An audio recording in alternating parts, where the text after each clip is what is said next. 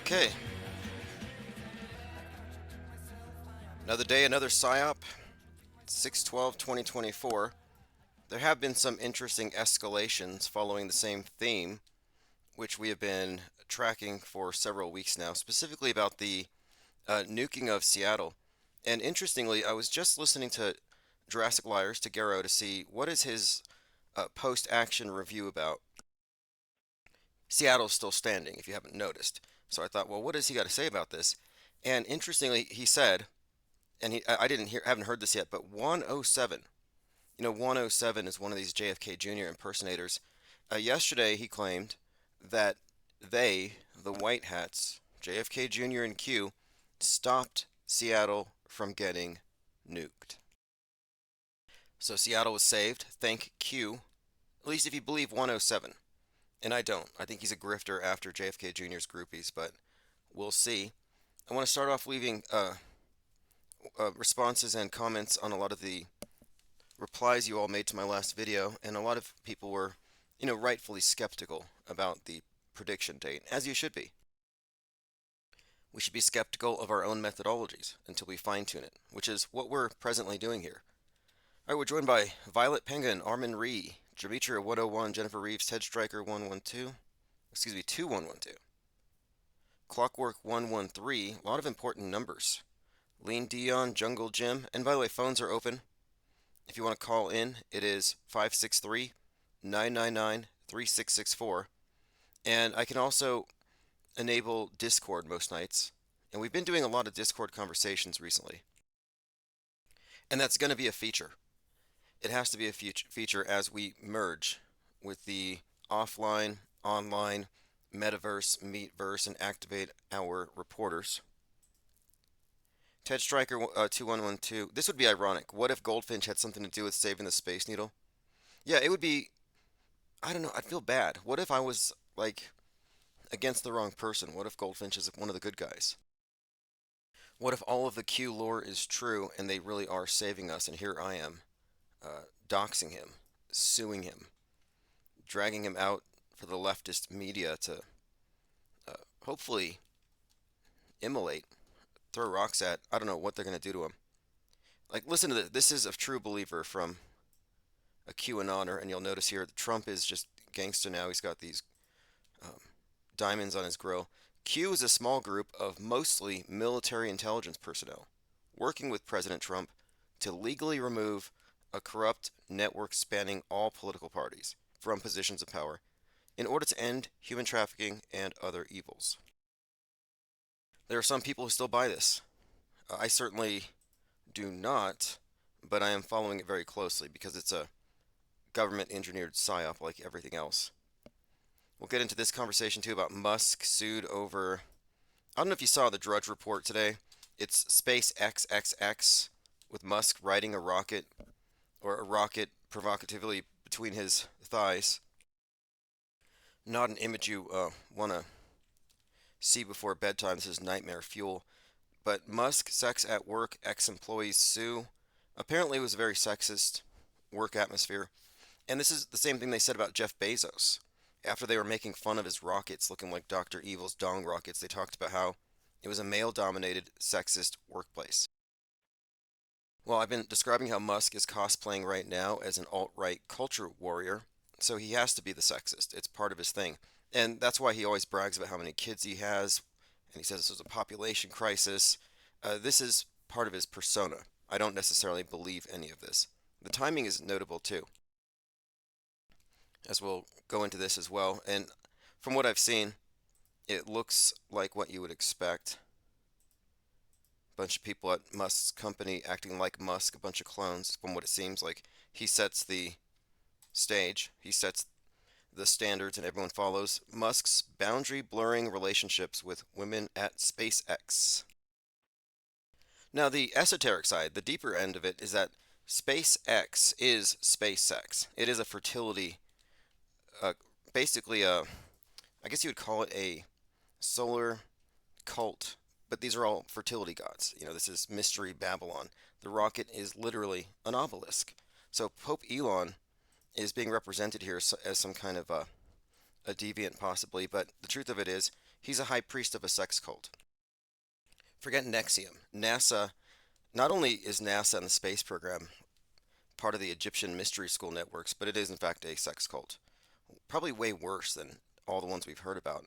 Scientology, Nexium, SpaceX, and we haven't even seen any real details yet, but it's been described here as Animal House.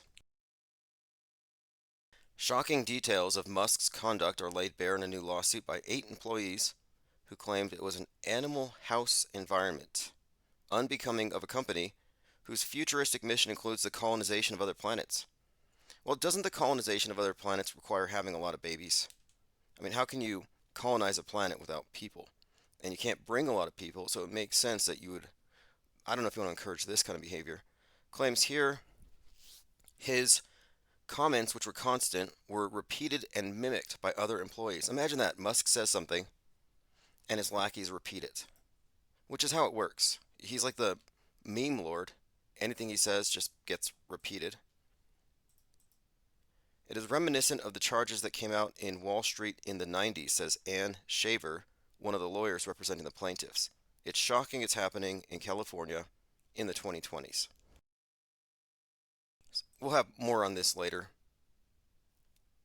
And I got an interesting audio clip I want to kind of drop out here now because there's so much conversation about UFOs and aliens. And the left wing loves aliens because these are their angels. These are the angels of scientism. But the right wing believes that angels are Satan's minions, his demons. And lately, that has been the talk. Well, it kind of developed in the last couple of weeks to where now Tucker Carlson is saying that the aliens are in fact demons and they make deals with our government. Well, here's Candace Owens, and you got to hear this because she's talking. Sent to him from his, who he says was his quote unquote handler. Now she's going full blown conspiracy theory. She's kind of like Alex Jones. Maybe she might be replacing or filling in for where Alex Jones steps away because she's talking about all the same stuff. Not a bad list of subjects here. But here she gets into the conversation where she says that the world is in fact run by demons. Threatening to drug him and send him back to La La Land, telling him he'll never see his kids again. What happened to Britney Spears? I think as a nation, we have to be able to confront the fact that there is truly evil, that demons are real. There is no way we can arm ourselves against this sort of an evil if we're not even able to acknowledge it, because it is scary. I'm telling you, when I was reading this book, I don't think I've read it. But really, her conversation here is about how evil's running the world because we don't believe in demons and we need to believe in demons. She goes on for a little bit longer, and you'll notice how she's cosplaying as a Catholic. She's got a cross in the back. I think she did selfies in church. And this is all just part and parcel of being an alt-right culture warrior, pretending to be a Christian. These people are all lying, evil manipulators and actors and actresses. Candace Owens she's one of the worst in my opinion. Candace Owens doesn't believe any of what she says, and she was used for some time by the Daily Wire to say things, to promulgate ideas that couldn't come from the mouth of a white male because it would be looked at as racist and sexist. So she's totally a pawn, but wittingly so. All right, more of her demonology.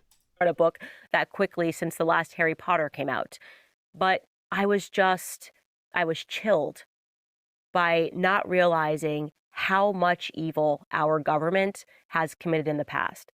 But then I felt certain of the fact that this spiritual draw that I was feeling, which I would say really, really wanting to lean into my faith, that journey kind of began for me for the last year and a half. I knew that this was the way, this is the only. Again, this is some more of this Christian nationalism, which is mostly a farce. This is also why Steve Bannon, who's going to jail in a couple of weeks for selling $4 million worth of bricks to build the wall, which he never did.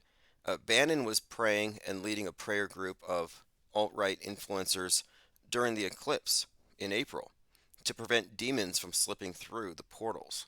Roger Stone claims that his entire life in politics was just to prepare him to be a prayer warrior, and he claims that he prayed shut a big hole, a portal, swirling like a cauldron above the White House. Then you had Jack Posobiec, Human Events, kind of a mini-me for Steve Bannon. and the person who single-handedly, I think, created Pizzagate. He really started that psyop, and he's promoting a new satanic panic. But Jack Posobiec has led public exorcisms. He did a public exorcism of Dodger Stadium after a group of satanic nuns did some kind of a performance art piece there.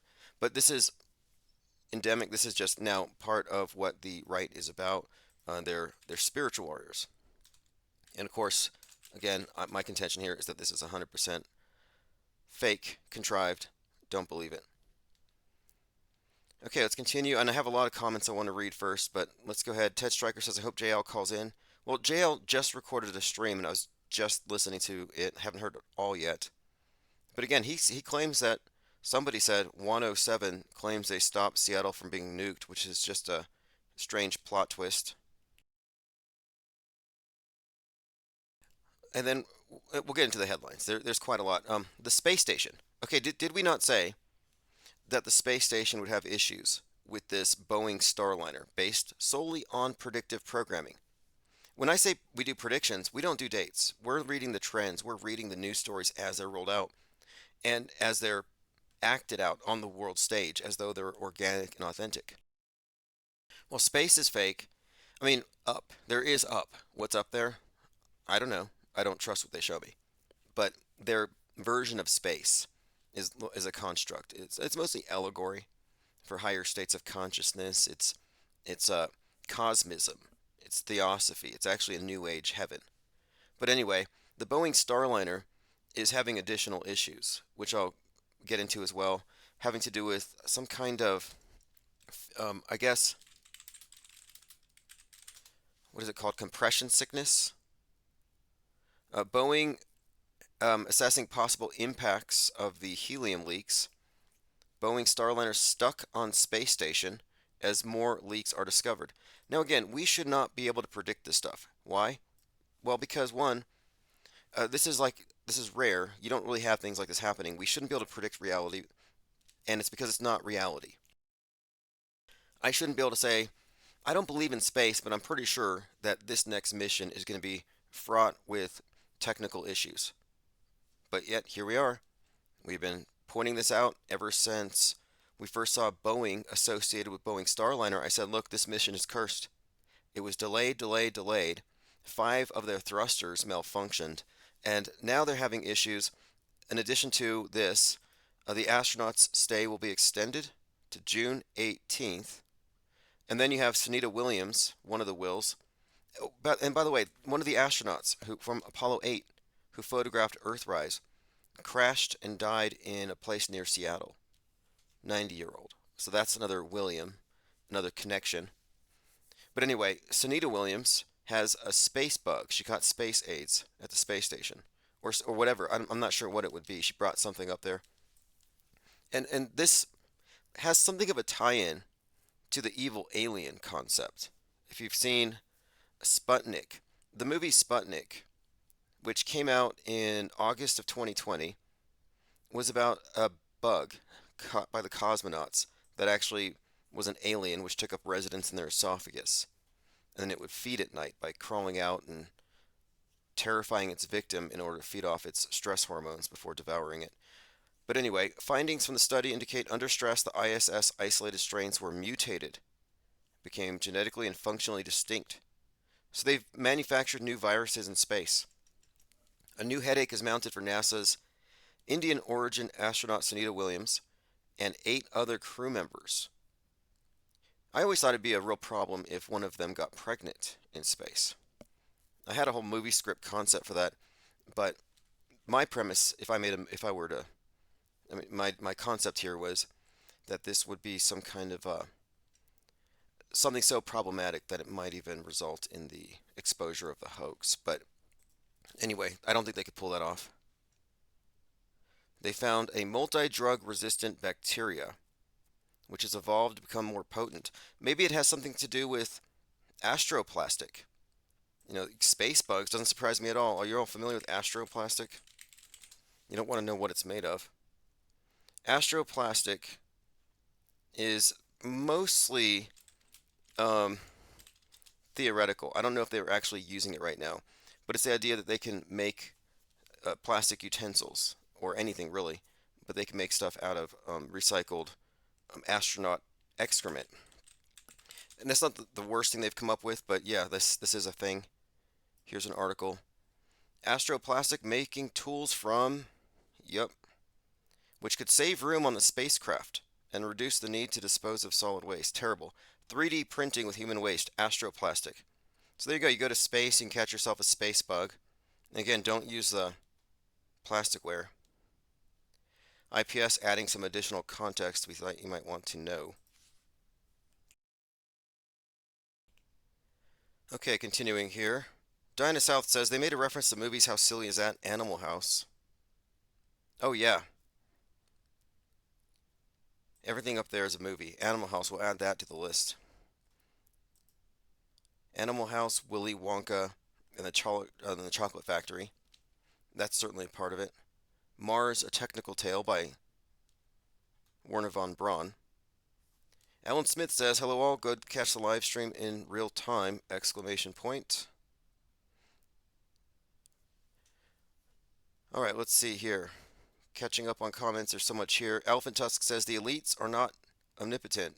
People seem to think they can get away with whatever, whenever, but this is not the case. What do you mean? They conquered the human race. There's like 8 billion people, or close to that, and all the people before, who have all been under the same spell. And it's ubiquitous, it's unanimous, it's an immersive illusion. Very few people have entirely deprogrammed outside the programmers. So I don't see this kind of like skepticism some people have about the power of the elite. It's like they already control your mind.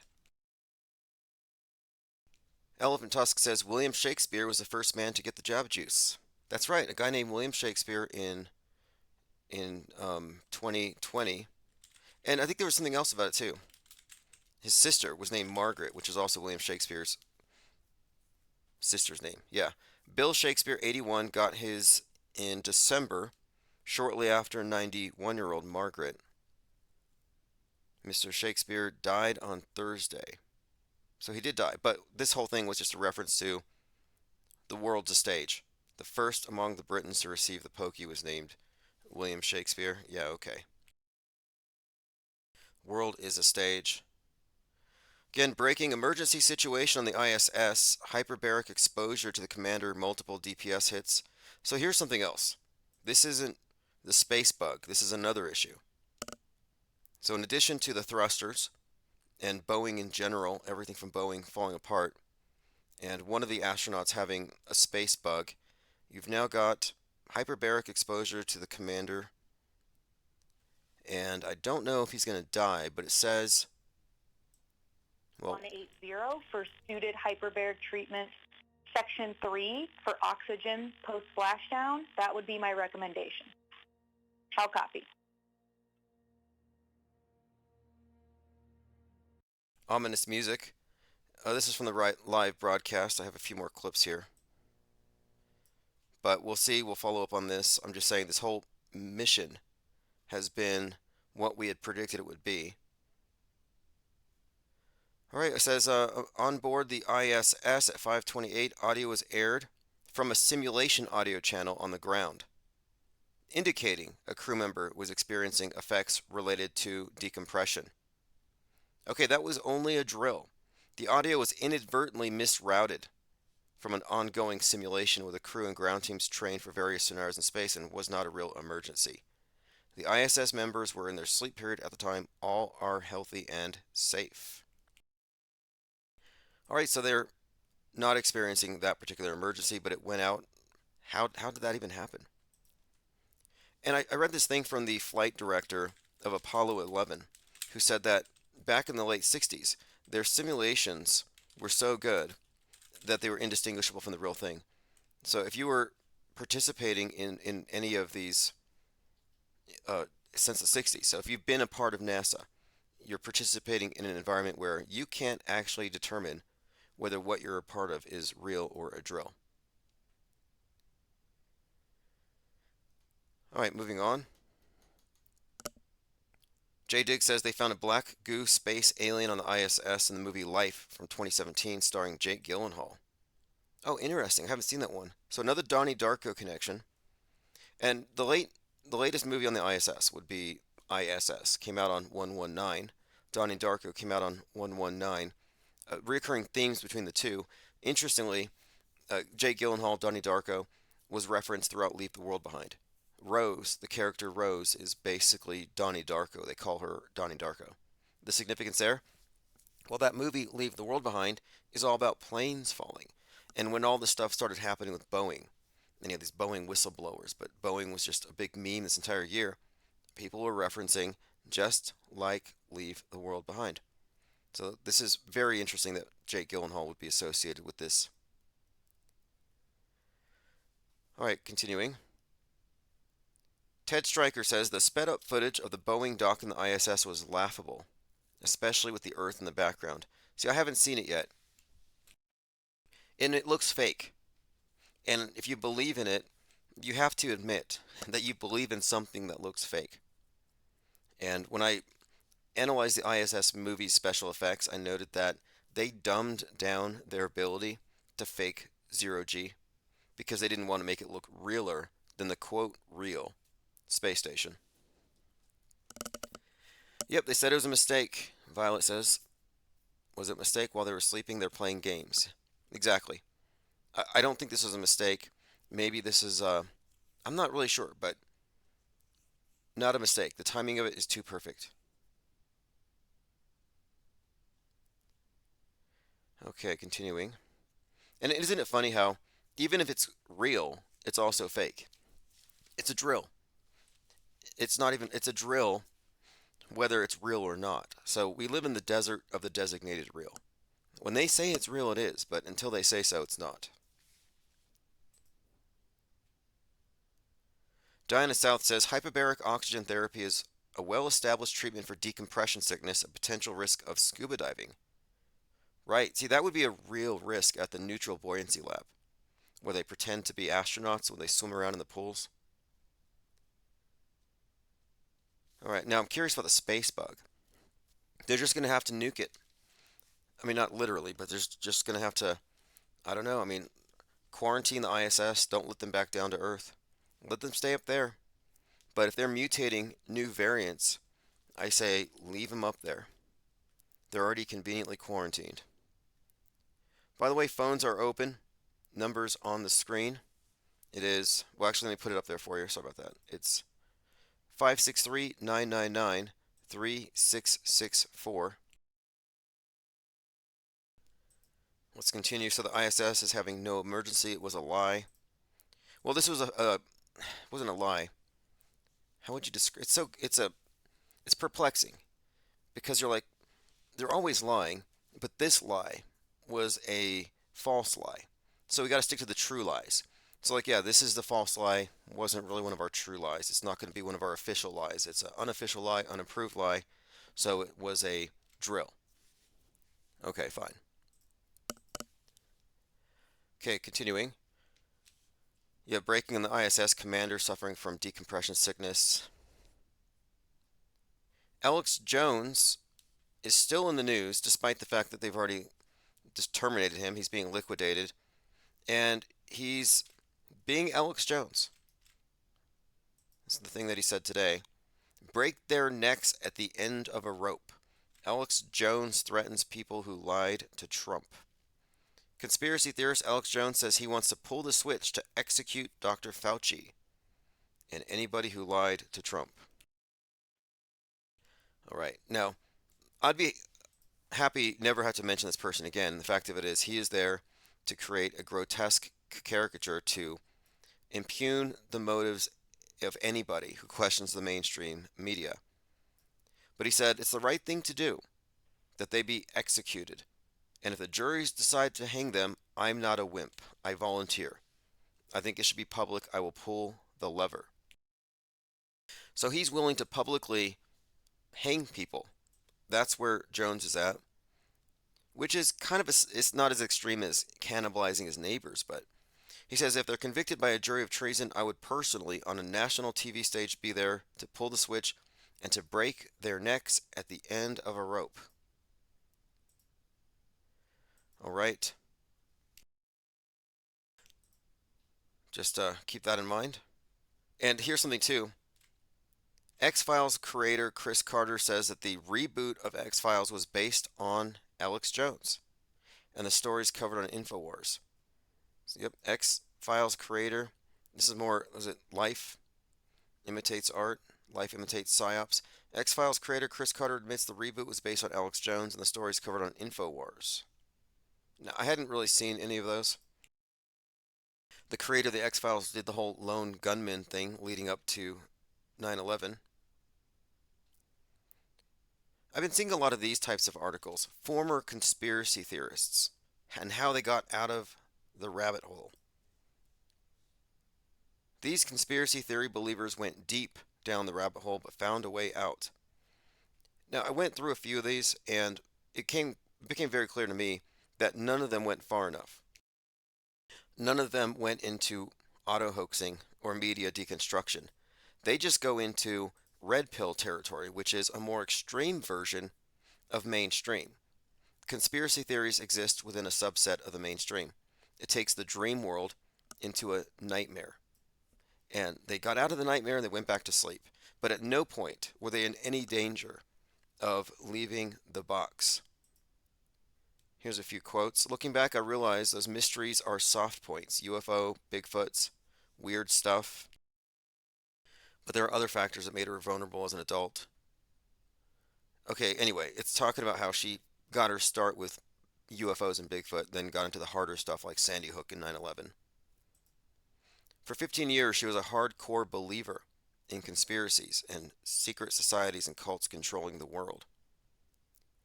Now, a hardcore fundamentalist believer, extreme believer, believers are still just believers. They don't actually know. They don't have conclusions. And we are not believers here, nor are we conspiracy theorists. I don't know any conspiracy theorists. I mean, occasionally I come across them, we debate, but that's not what we're doing here. She said, I believe that terror attacks were done ritualistically and there's some sort of magic ceremonies to put black magic spells on the populace. So here she is, a synchro mystic. She believes in the school shootings and the mass shootings and the terror attacks. Oh, these are all real, but it's magic. And it's done for occult purposes. Again, you take the mainstream version, add on some stuff, and what do you have? MSM Plus. MSM Plus is conspiracy theory realm. You take what they give you, add your own sauce, and then voila, a better explanation or more satisfying. So she never really left the fear of people dying. She never really left the world where there is a threat of bowl cut shooters shooting up schools. No, she just added on an additional level of terror to the situation, but she did not become a skeptic. So just another example. I've seen a few of these types of characters, and they're all the same. Here's another example of a popular channel I consider to be a guardrailer. We'll get into this later. I want to stay on track here. Joe Rogan is now also picking up slack for Alex Jones, I think. Here he is chatting with somebody about how he doesn't believe that Biden is real. He doesn't believe Joe Biden. It's fucked. This is again Rogan. And not only does he believe that Joe Biden may not be real, but he says there's a secret cabal running America. He can't be a senator. Right. But maybe what it really is it just takes a while for everything to come back, and now it's all back. Right. And now he's making sense. Because I haven't seen any of those videos since of him. You know, there was a few videos where it was like me if I eat like a 500 milligram edible. He was out of it for a period of time. Yeah, he was gone. He was in this place where it just didn't make sense what he was saying. Yeah, but now he's back, and it feels like, from my perspective, that the things he's saying are pretty logical. What a crazy political move. Yeah. Recover from a stroke publicly. Right. Here he's talking about Fetterman. Anyway, they're just full-blown conspiracy theorists at this point. And conspiracy theorists are part of the mainstream media echo chamber. They need the mainstream and they need the counter. Conspiracy theory is really just a pejorative. The mainstream media is nothing but conspiracy theory. So it's conspiracy theory versus alt conspiracy theory. So all these stories about recovered conspiracy theorists don't really mean anything. Infinite Plane Radio. Can you hear me, caller? Yeah, I can hear you. Can you hear me? Yes, loud and clear. And what topic are you calling on tonight? Yeah, hi. This is evac 311 from the chat. I'm calling about the June 11 thing. Um, I was the guy that sent that information last night to JL about that 107 interview. Oh, okay. Could you tell So me I more thought I'd about that? call in. I Yeah, listened please. to the yeah, I listened to the whole thing. It was on John Claude Beyond Mystic is the name of the channel on Rumble. And if you click on his live, if you click on the little live tab, um, it'll be up there. It was 2 hours 52 minutes in specifically where he mentioned that about Seattle being nuked. Okay, you said Beyond Mystics. Okay, I'm gonna pull that up if I can, and if I don't find it now, I'll get it later. But yeah. So I'm wondering, where did he get his information from? Is he bouncing off JL? Is it some kind of a grift or something? But I don't know. And this 107 character, I've always found him to be somewhat shady. What's your take on him? Do you think that he might be, I don't know, uh, somebody authentic, or do you think he's trolling, as I do? Um, I think he is a genuine insider, um, but what his exact motives are. It's really difficult to tell that. He obviously is on the inside track based on a lot of the um, I guess based on some of the nuance that you can pick up.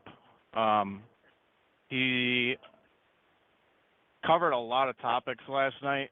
Like he actually went into how the elite are utilizing gematria as what he called power numbers.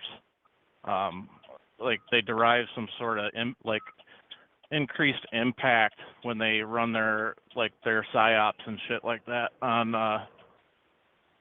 these specific dates and everything. Um, Okay, okay. and what See, he'll I do, would I yeah, would be more inclined to yeah, believe that they're doing what we would typically describe as magic than that the news itself is the manifestation of some kind of higher or supernatural power. So there's no doubt that there is numerology and right, symbols and code within everything. It's pervasive. It's one of its defining characteristics, the esoteric side of it all. yeah. You know what, Tim? The more I've listened, you know what? I just found your channel. Let me just little sidebar here. I just found your channel, um, like a couple weeks ago. I had heard of you before. Chalk Body Outline, Drew from that channel, shouted you out a few times in years past, but I never could quite track you down. I know you kind of offline for a while, or I was never offline, but we've always been targeted for censorship by nefarious entities. But no, now we are back pretty much all the time on every platform. But yeah, it's been hard for people to keep up with us, but I hope to rectify that this year. yeah, absolutely. Can I ask you? Do you mind me asking how many subscribers you had at your top? I guess before you got censored. Yeah, it's an interesting question because the first time we were censored, we had just about 6 or 7 thousand, maybe 8,000, and then it was up and down. I could never get to 1,000, and then they let off on us in 2019, and we went from 300 to 12,000 in a few weeks, and we have 1,500 people on our live streams, and that lasted for a couple of months, and it got pulled. So there's no telling. Wow. I don't know. The potential has not been realized, but we're um, capable of drawing in more than 1,000 people live on YouTube. So it's just a matter, I think, of consolidating what has been scattered, and I expect to do that this year. Absolutely.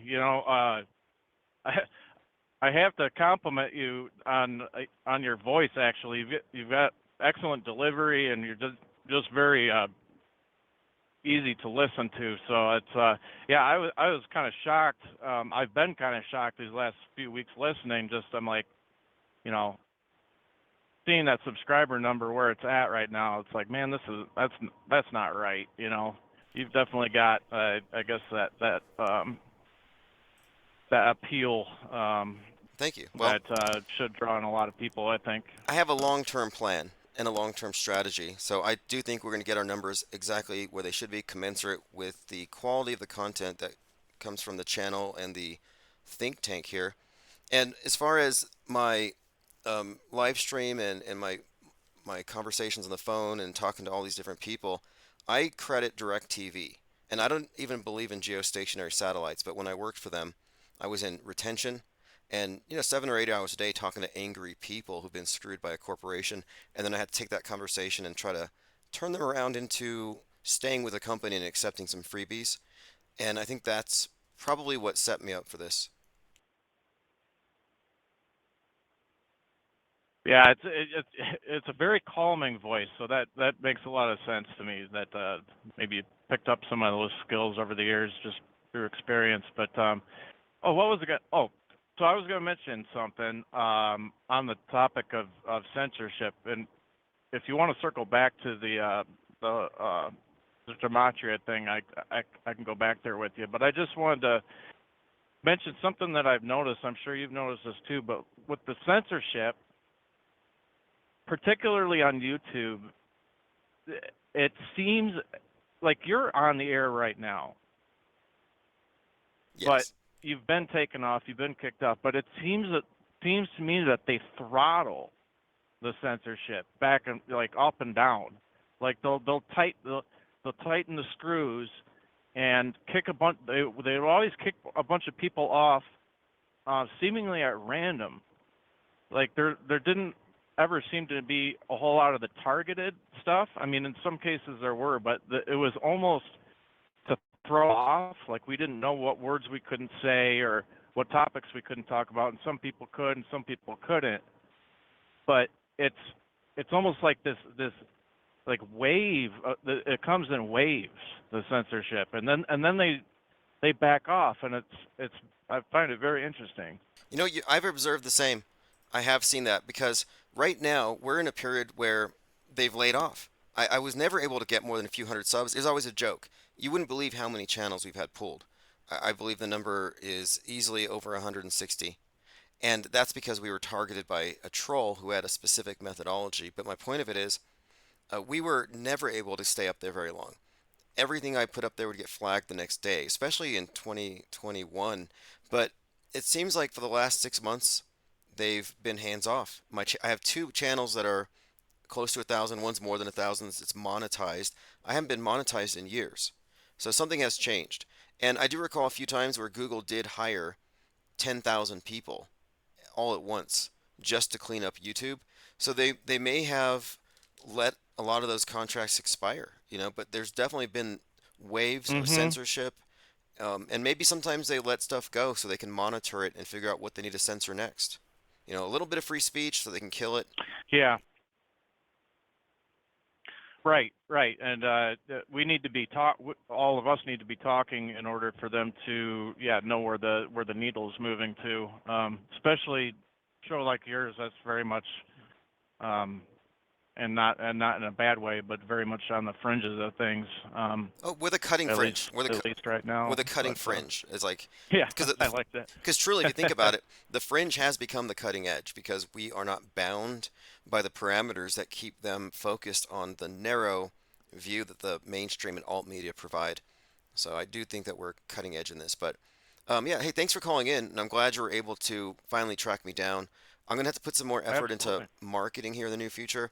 There is a few things I think that are going to be coming up here in the next few months that will make the difference. For example, there's a documentary that was filmed by a company out of Scandinavia, and I'm the representative of the flat Earth topic, weirdly enough. But I think that kind of thing, that video in particular, in fact, may be the thing that brings back all of the lost subs, the scattered penguinati.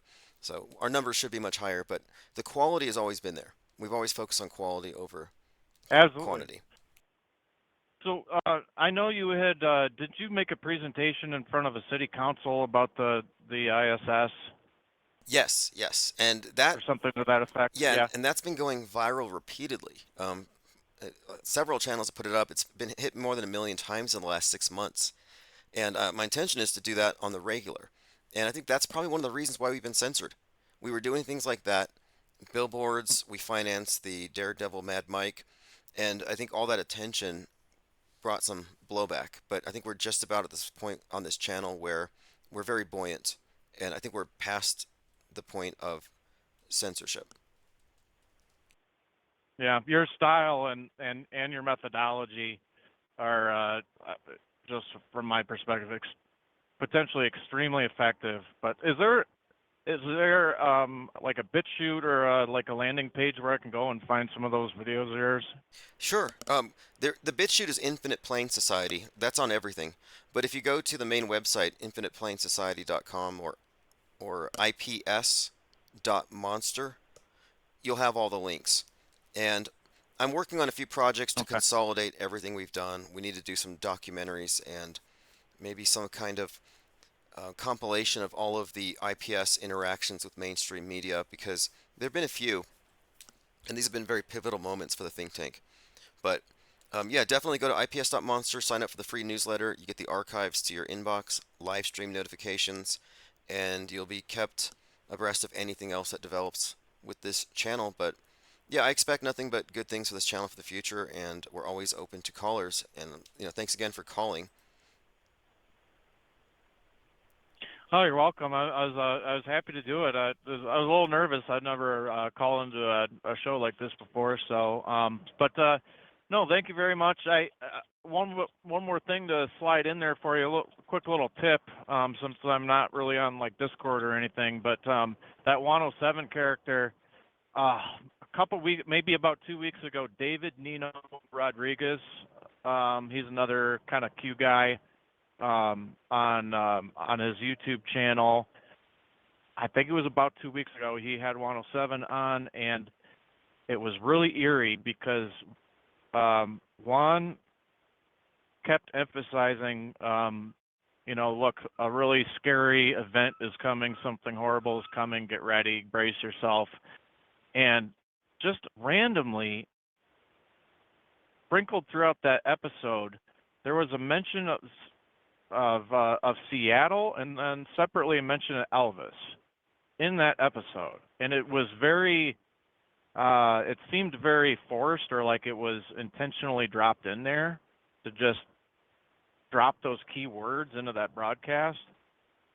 So I wish I had the timestamps like I did with this most recent one, but I don't, unfortunately. But if someone wants to dig into that. Okay, David Nino Rodriguez, 107. Yeah, I'll do some digging and I'll get these clips for everyone here, and I'll do a little more research into 107 and bring this to the foreground. But yeah, he's one of these interesting characters who I remember at one point on YouTube there was a live stream there. I think there must have been 10,000 people live, and everyone in the chat was convinced it was JFK Jr. because they kind of sound the same. But but anyway. Yeah. I'm interested to see how he Yeah, I arrived think at this. that negative 48 guy. Sorry to interrupt there. I think that negative 48. I think you mentioned him. He really does sound like JFK Jr. So I don't know. Yeah, he does even more, and he supposedly died on a motorcycle racetrack last June. But a lot of the people there were convinced that it was faked. So I don't know what to believe with these characters. I really don't. But negative 48 definitely had the JFK Jr. cadence and quite a grasp of gematria, quite a memory for that content. Yeah. Yeah, like it was just like a language he was speaking almost. It was really something. I listened to him a few times, and I was really taken aback by that. I've never heard anyone.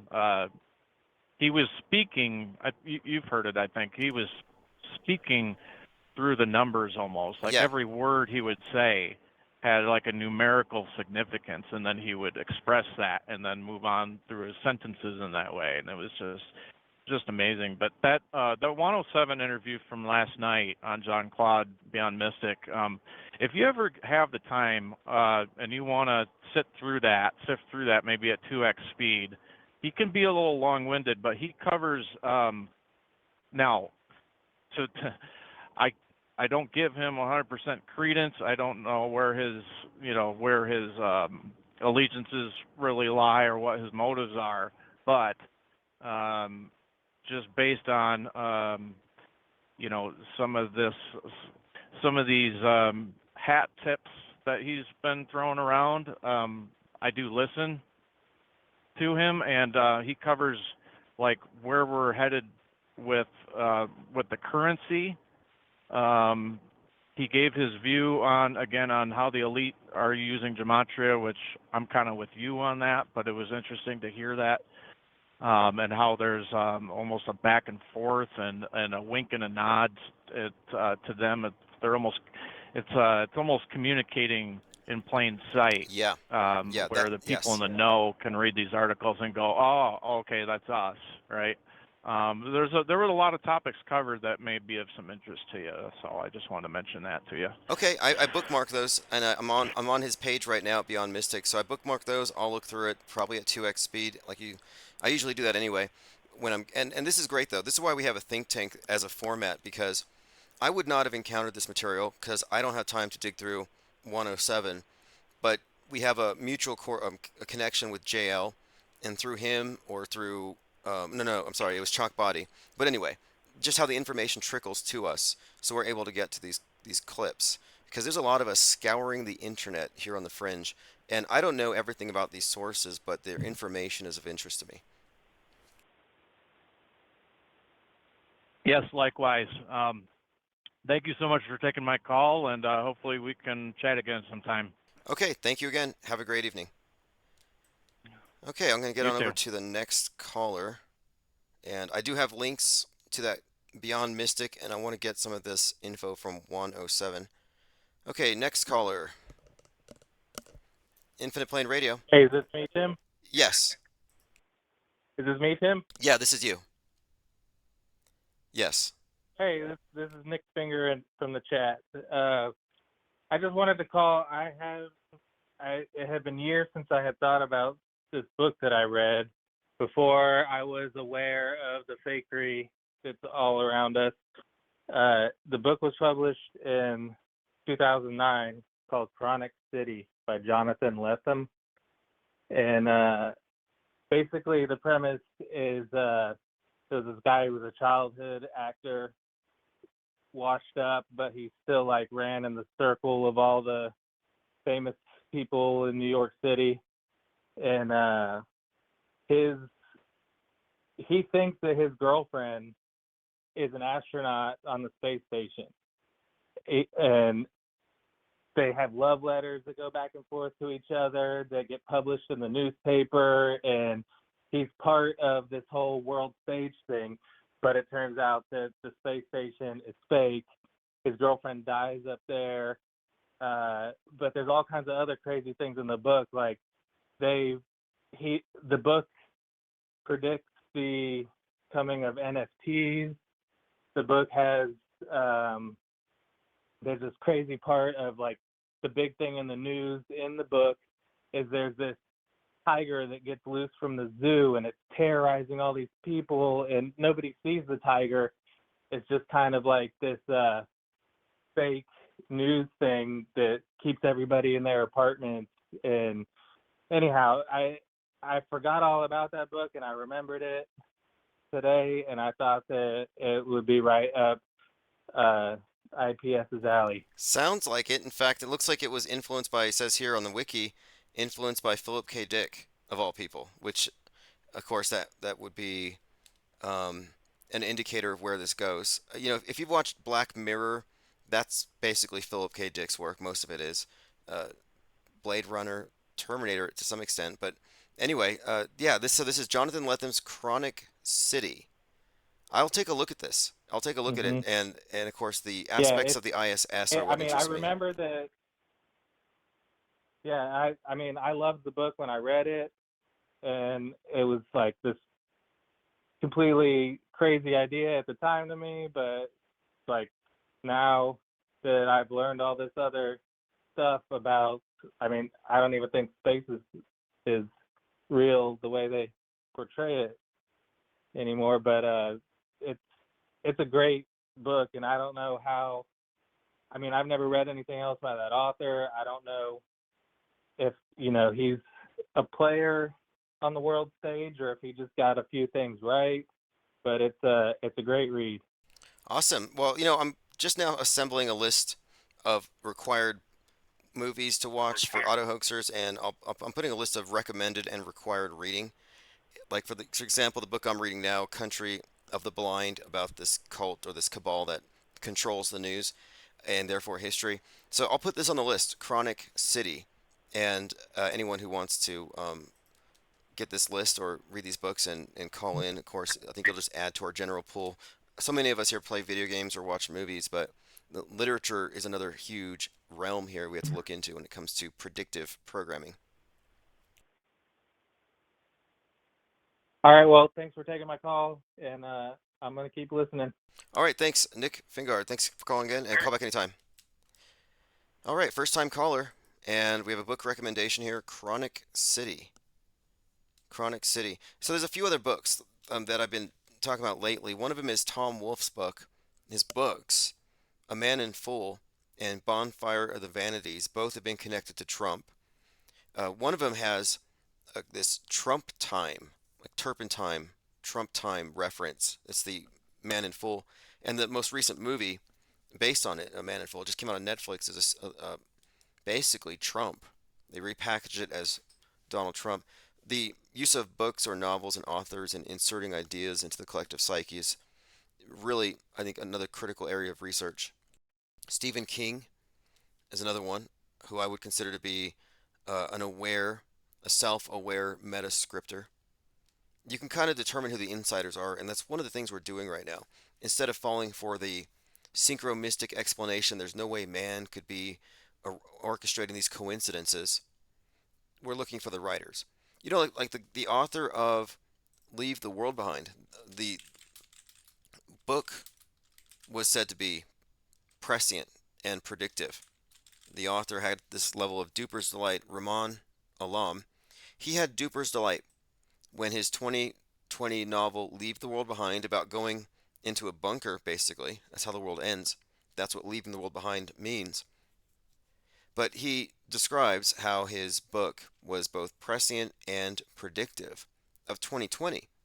So now the movie comes out in late 2023, and it's prescient and predictive of pretty much every other major news story that has followed, including all this Boeing stuff, which I think we could also attach to the Boeing Starliner.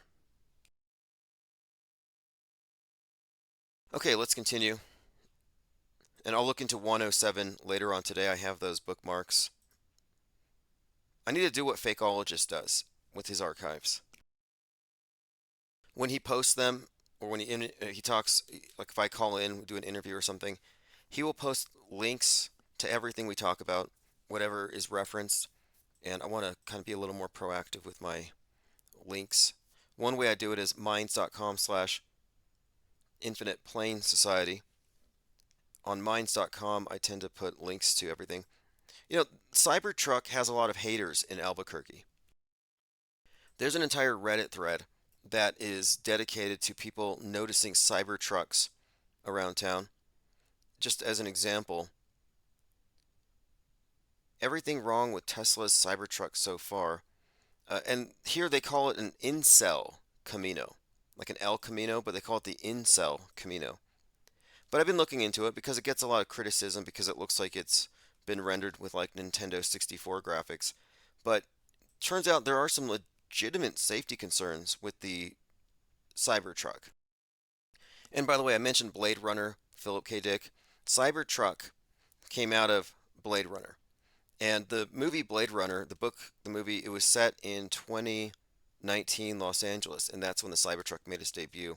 I think they even mentioned it. When Cybertruck came out, they mentioned that it was right out of Blade Runner. Tesla's Blade Runner Cybertruck. Okay, let's continue.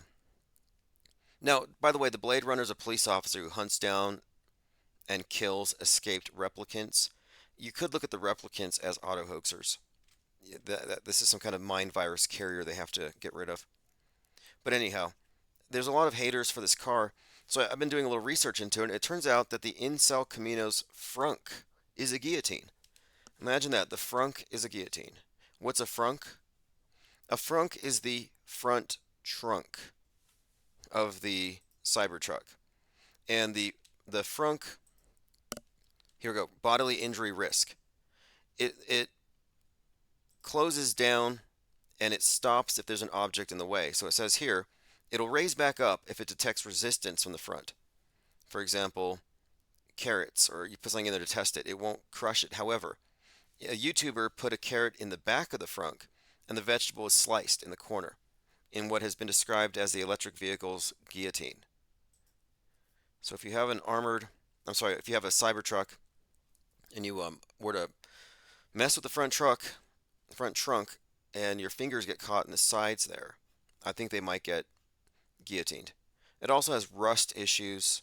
I've seen some stuff with I don't know if this is like consistent throughout all these things, but I saw one video on Twitter where the little rubber covering for the gas pedal seemed to slide off and get stuck, which would make it difficult to slow down, which could be problematic. But anyway, the incel Camino, ridiculed by so many. I don't know why people are such haters. All right, continuing. Portal says, FakeOTube has great archives. Yes, I'll have to reach out to Fakeologists and do another catch-up. It's been a few months. Tim Osman says, once you own a Tesla, you pretty much stop talking anything bad about Tesla.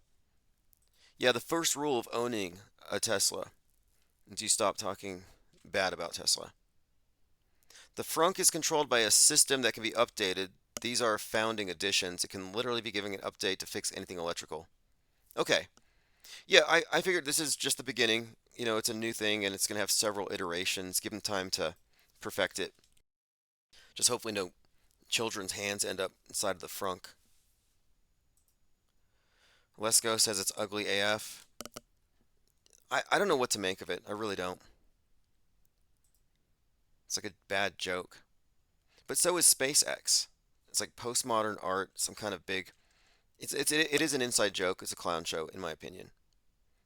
I mean, does anybody here think that Elon Musk is anything other than some kind of a world stage character to pitch us on certain ideas? Because ultimately, the space program is not about taking you to some distant paradise. No, it's always been about selling you on that utopian vision they present, and it's space communism. Always has been. Russia decides to conduct marine exercises with nuclear submarines 66 miles off the coast of Florida. So on 6/11, we do have this kind of build-up. And I mentioned this yesterday as well. I think this is just, again, 6/11, we were talking about this. Russia begins second stage of tactical nuclear weapon drills. The timing of it is just interesting, if nothing else. But now, let me get to the comments. Tim Awesome says, Musk is a rich pro-troll. Did you catch his Uranus bit the other day? No one can compete with his high-class trolling. Yeah, look, he took the trolling trophy with Mousegate. Mousegate really fooled them all. And Mousegate was trolling the believers. Like, I wasn't trolled by Mousegate. I'm in the know. In fact, I laughed with Elon at all the glurfs who think that he's sending rockets into this place called outer space, when in fact it's all just a movie. A movie designed to take control of your inner space. It's mind control. So he puts this CGI mouse on the outside of a rocket where they have genetically modified mice being sent to the space station. So they have a rocket full of Mighty Mouse type mice, just genetically enhanced, and Mighty Mouse flies through space. And on this particular rocket launch, CRS-19, this was in late 2019, this mouse is seen running around the rocket while it's at Mach 8. And I showed this to Mick West. Mick West said, oh, silly flat earther, that's a video compression artifact. And then later he messaged me again. He said, no, I was wrong. It's space ice that has merely taken the form of a walking, moving, oscillating mouse. But it's just ice. Nothing to see here. And he wasn't impressed. It's like, look, if I believed in this stuff, if I believed in it, I would say that is so incredible. A rocket going Mach 8 ice on the side forms into a mouse that happens to correspond with the mice inside of the rocket. What a remarkable coincidence. You have weeks of articles about the Mighty Mouse rocket launch. And now in space, there's a mouse on the outside. Made of ice or not, it's still incredible. But no, he didn't appreciate it. He just was like, nothing to see here. I'm like, very odd. But after I called it out and it was going viral, it was covered in many, many big news sites. After that, the chief security officer for Starlink started stalking me on Twitter. So I went into his DMs and I'm like, tell Elon the IPS knows. And of course, hashtag Mousegate. But yeah, Mousegate was definitely trolling all of you Globe-ers. All right, now let me go ahead and go through the comments left on the main channel before we get too much further. It's been a few days. Okay, so on my legal update, McDaniel113 says, keep fighting. You have justice and truth on your side. Matt Everywhere says, the volume is higher now, and I'm not a troll. Infinite Jack says, LFG. AnkG says, Google wants to drop the suit. That means they recognize they're in a losing position unless they can somehow... Yeah, they asked me to drop the suit. And yeah, maybe it does mean they're in a losing position. We'll see. I have some developments, but we're waiting for a couple more things. I'll do another video update on IPS legal after we get a response from Marcus Goldfinch, who has been served at the Marco Polo headquarters. Deleted user said, it's like the face on the side of Washington State that looks like Elvis. Looks like Elvis. It's just that they made Elvis's face look like that. They know what they're doing with the whole Washington thing. They know something about that side of the world. This is the side Lucifer and her children are allowed here. Okay, so this is someone talking about how it does happen to be the case that Washington State, looking west, on the west edge of it, it does look like a side profile of Elvis Presley. And this is not because it looks like Elvis, but Elvis looks like that. That they styled Elvis's profile to resemble this because of its geographical significance in this bigger narrative. At least that's what deleted user is saying, and that's in response to JL's assertion and observation. I mean, I'm pretty sure that Montana looks like Joe Biden sniffing Idaho. The left side of Washington does look like Elvis, and Florida looks like the profile of Donald Trump's head. Joined by 737, thank you for joining. Just going through some comments, not quite complete here, I'm still 5 days behind. IPS Morning Deprogram 67, deleted user said, the nuclear family was something invented in the 20th century. Usually it was a community that raised a child for most of history. Only recently, when we try to atomize our existence in the nuclear families and now into a single life, nuclear family wasn't something we should go back to. It was a stepping stone to what was next. It was created by them. Okay, same commenter says Tina Turner, TT, Twin Towers, Turner is 33. Okay, good. A couple more things from the same commenter. Very prolific. He says Black Monday is a reference to Lilith, the black moon goddess, and 9/11 was an inside job like 6/11 is inside terrorism.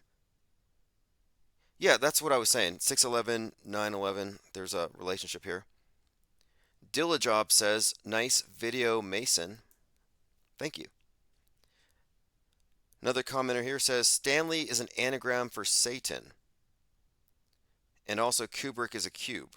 So the name Stanley Kubrick is a reference to Satan, Saturn, the god that the Bible worships, the original god that Christians, Islamists, and Judaism is based upon. I happen to agree with that.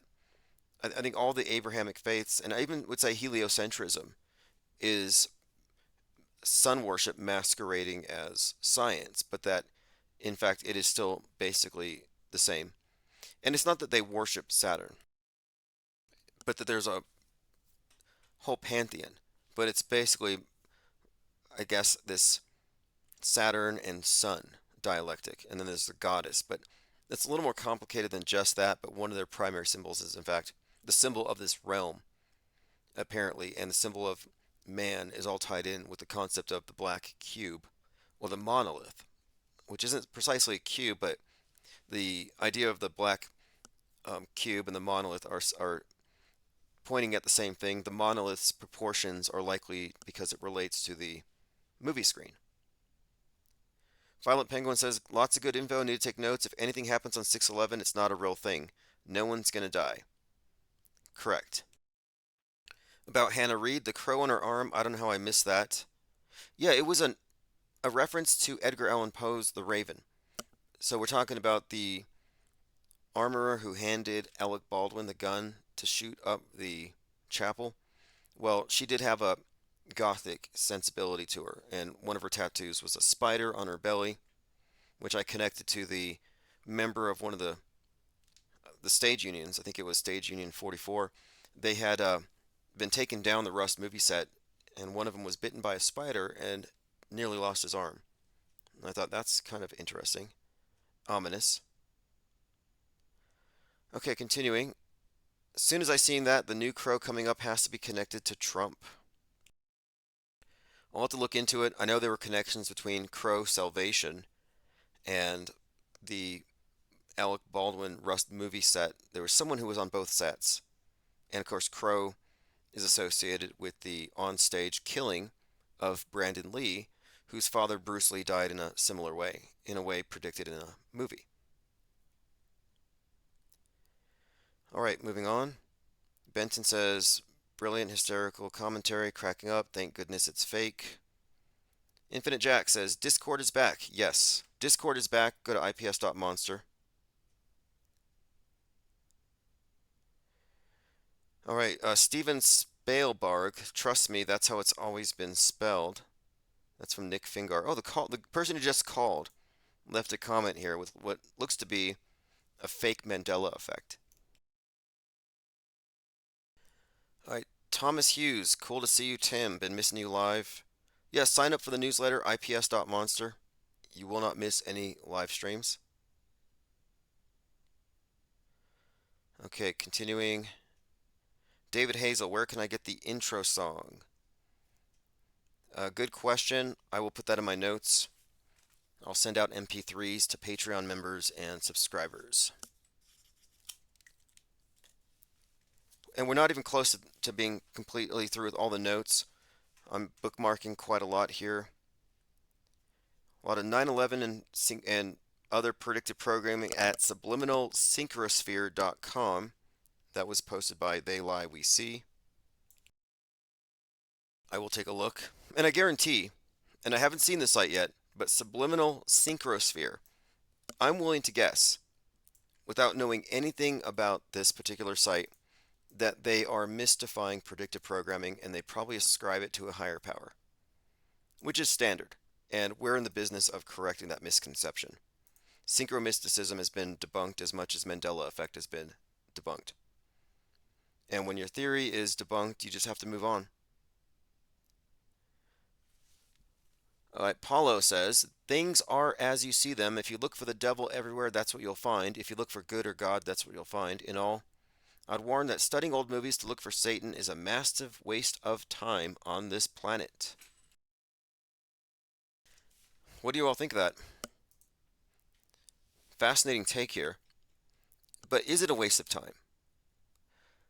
It would be a waste of time if you're under the misconception that you're witnessing some kind of divinely manufactured orchestration. But what we're really doing here is we are reverse engineering not just the propaganda messaging, but its delivery method.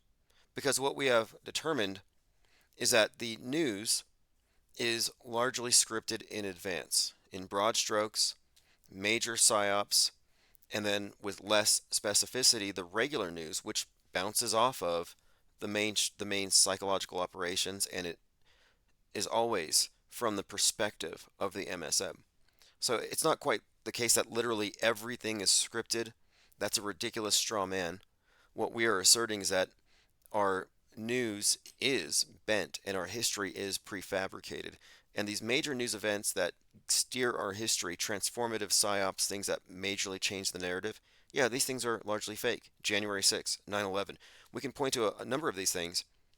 And as long as the mainstream news who aren't part of the news bending reacts to these as though they are real, the system remains closed and it remains coherent and controllable.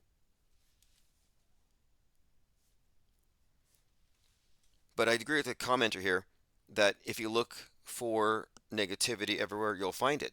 And that's why I'm not a truther. Truthers are scared of clouds, scared of water, scared of 5G, scared of immigrants, scared of aliens, scared of government, scared of lefties, liberals, public schools. What aren't they afraid of? And all they do is get outraged. The daily moral outrage, the daily current thing, the daily new secret government weapon to be afraid of. And that is a waste. What isn't a waste of time is reverse engineering the Psywar itself and extricating yourself, deprogramming. So what I'd say is this: the default position is to be programmed. Truthers and wokers go into a deeper level of programming. We, on the other hand, have stepped outside of that. We are deprogrammed. We're in the process of deprogramming. But we have rendered ourselves unprogrammable. That's what mind war inoculation means. Infinite plane radio is mind war inoculation. I cannot recall the last time that I was triggered by a psyop or even open to the possibility that it was real and they changed everything and now it's all real all of a sudden because they haven't improved their game.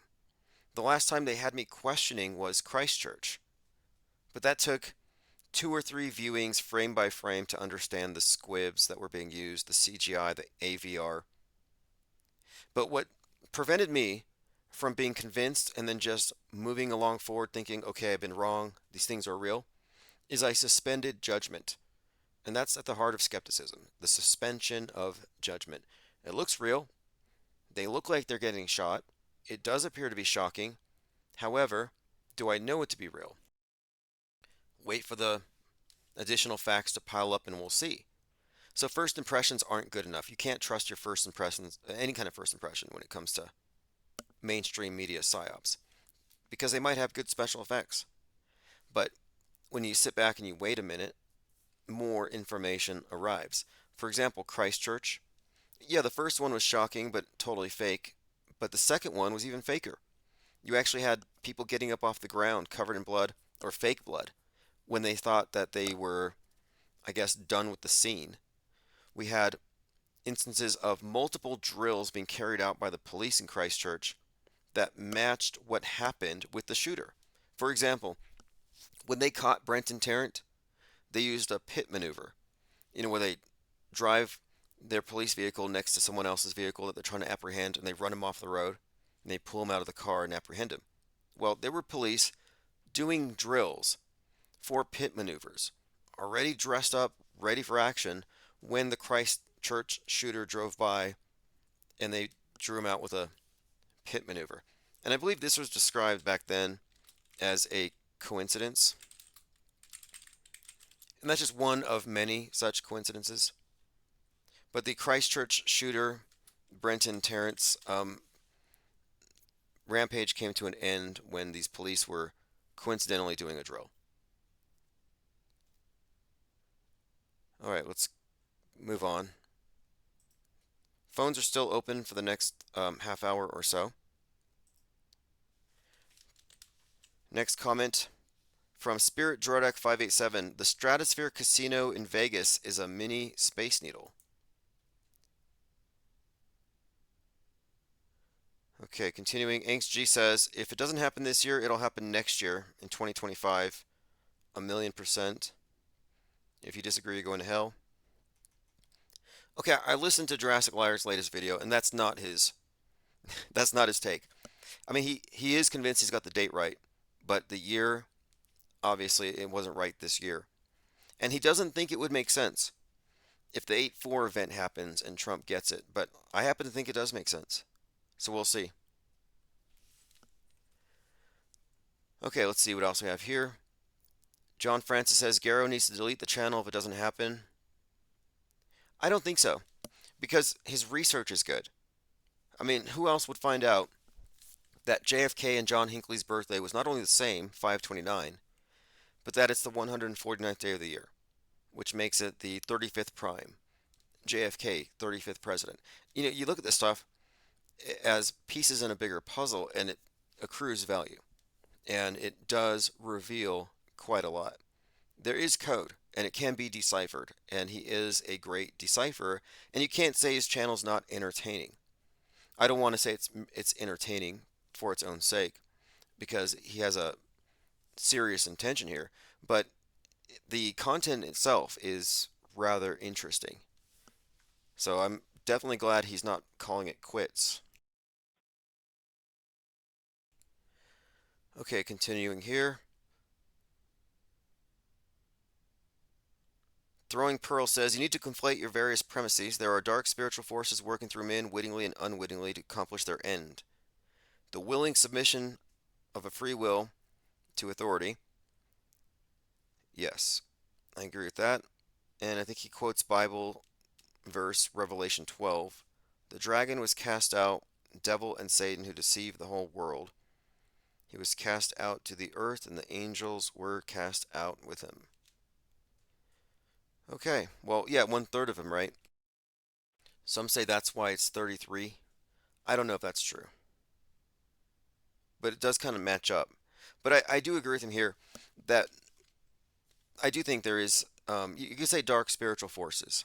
Well, look, we are examining an intentional global operation to keep mankind in a state of ignorance about the cosmography, the world, quote, spirituality, which has more or less been reduced to some antiquated belief made or simply dreamed up by man to answer things he couldn't figure out because he didn't have science yet. So they've already kind of de-souled this world. And to me, that does sound like the work of something that you could define as a dark spiritual force. And I do think that there is some kind of light versus dark struggle here, and that it's fought through people. So we don't have literal, demons and angels, but I think it may be just metaphorical. And I kind of think too that the dark, the ignorance, the evil wins by default, and that it takes active non-NPC types to proffer any kind of significant pushback. I mean, if you look, controlled opposition tells you everything you need to know. The people who see through it have this sense that, okay, they need to find out what the truth is. And what do? Well, they naturally seek that truth, and you have the alternative conspiracy theories to pull them up. I mean, mainstream and alternative theories about how things are, but it's like there's no escape. It's a perfectly closed system. Lie world order. You got truthers who are really just offering counter versions, or rather alternative versions of what the liars are saying. And it's not really liars versus truthers, it's liars versus alternative liars.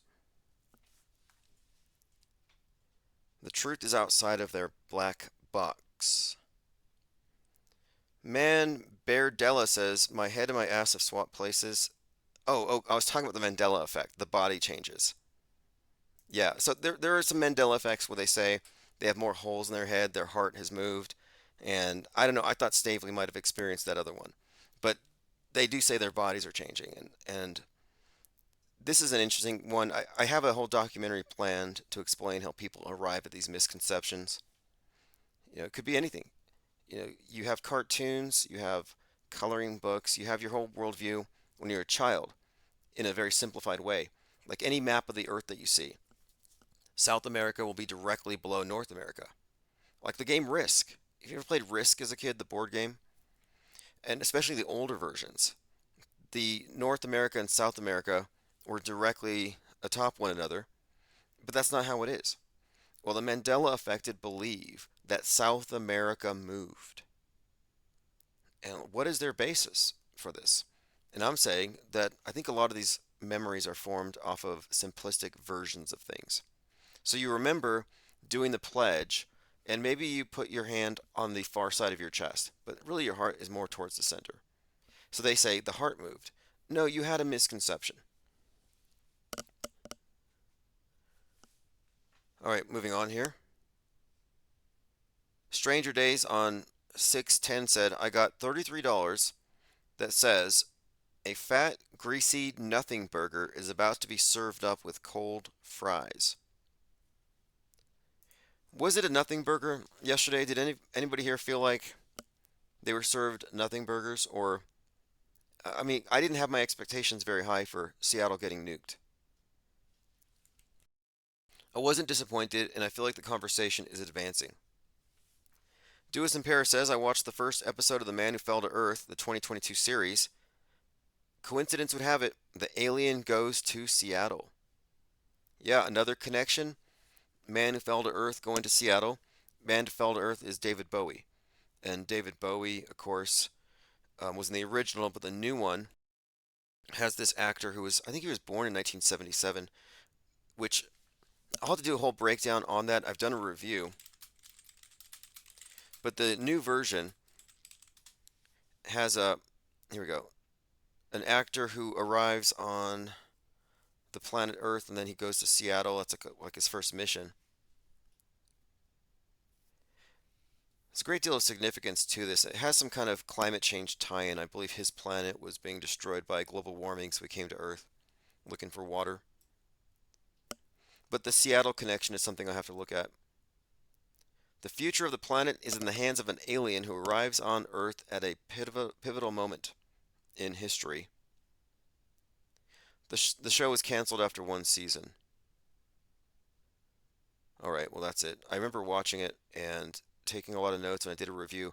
So he was born on the 10th of July, 1977. Chiwetel is the name of the actor. Chiwetel, I don't know how to say his last name. Born 7/10/77. Now, here's why this is significant. The David Bowie album, which has the song Starman on it, has this prediction in the song Starman. And its prediction is in a song called 5 Years, actually. And 5 Years is about how in 5 years the Savior would be born.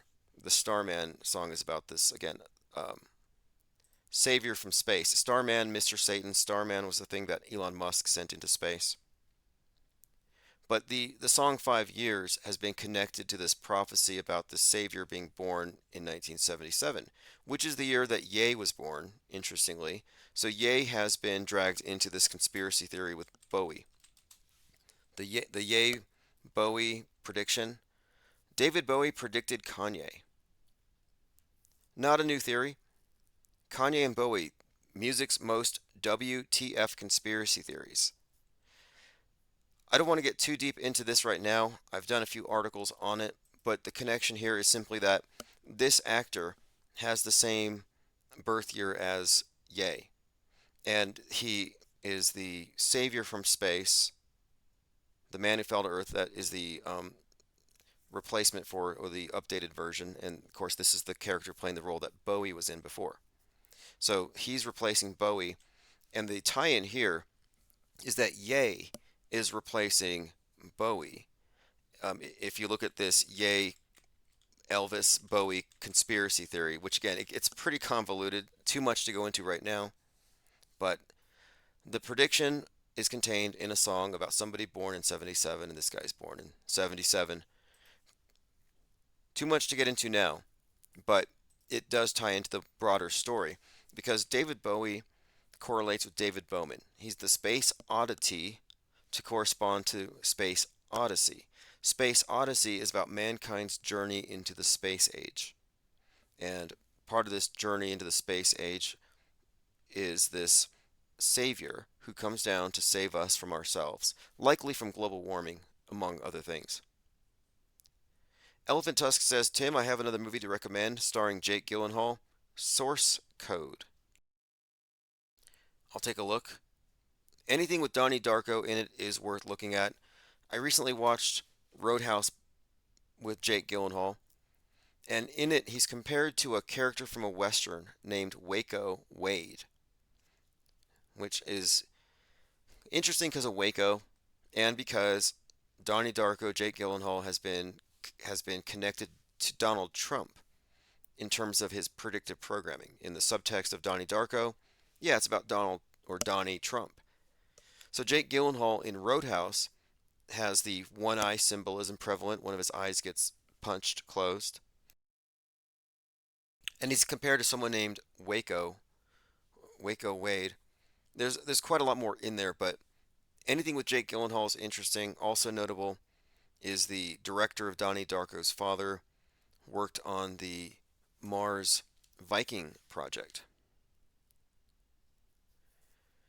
Ryler05 says, I remember when Brian Stavely made a video saying it was a Mandela effect that South America was directly below North America because of an Animaniacs cartoon.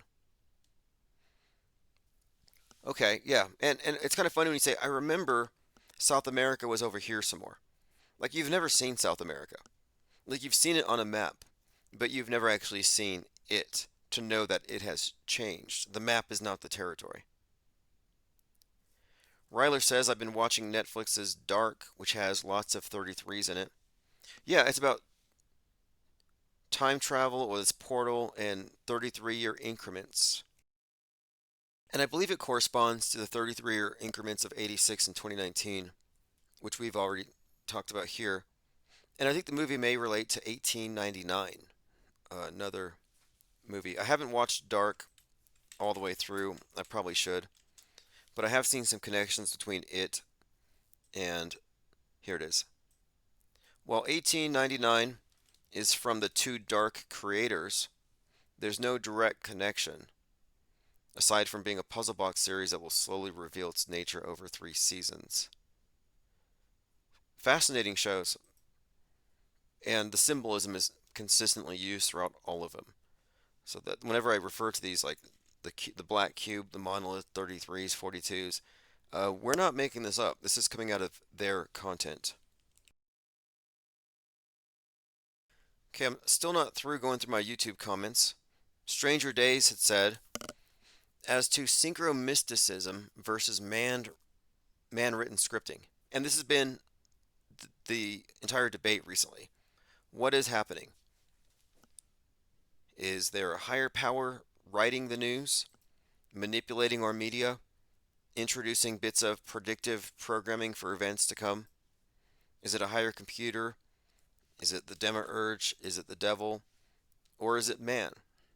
Is it part of the media infrastructure? Is it just standard operating procedure? My argument is that we're looking at news benders, not something supernatural. I do not believe that the news media has divine authorship. So, Stranger Days had said to this, as to the synchromysticism versus man-written scripting, I'll play devil's advocate. But keep in mind that it's my hypothesis that the Mandela effect is a man-made psyop that human operatives started over 100 years ago. Think Black Tom, which some claim didn't happen. I've never heard of Black Tom either way, except from Mandela affected. And one more point here. Well, no, there's another paragraph here, and this is Stranger Days. So what is his take? He says, here goes. If Kubrick, Zemeckis, and company wrote a script for 9/11 knowing what would happen, why weren't they charged in a conspiracy to damage or destroy federal property? The Pentagon was damaged, right? Not by a jet, but it was damaged. Why were they not charged with fraud? Demolition of buildings without permits. If nobody was charged and lots of people were involved, it has to be a big conspiracy that prosecutors and judges would have to be in on. Either that or it's mysticism, take your pick. So he's arguing that God did it because, of course, it would be a crime and they would have charged these people. My take on it is that no, 9/11 was planned from the Pentagon. Nobody here is saying that Stanley Kubrick directed the movie. I'm saying that Stanley Kubrick is one character or one individual who's part of the government mind control operation. That NASA's about mind control, and that Stanley Kubrick's work points to Apollo 11, 9/11. It points to the JFK assassination, and a few others. So no, at no point here are we saying that these are actual crimes or actual attacks, nobody's dying, that this is government in practice. Government works by controlling our minds, and these major psyops are the contemporary myths. and the major events that steer the course of history, and all of the repeaters in media bounce off of it. So I would say that synchromysticism does not explain it. And again, the synchromystic explanation would say that every bit of predictive programming is a result of a higher power. And to that I would say, let's go to this one. Let's just go James Cameron. Or yeah, James Cameron. Terminator 2, 9/11 predictive programming. Titanic, 9/11 predictive programming.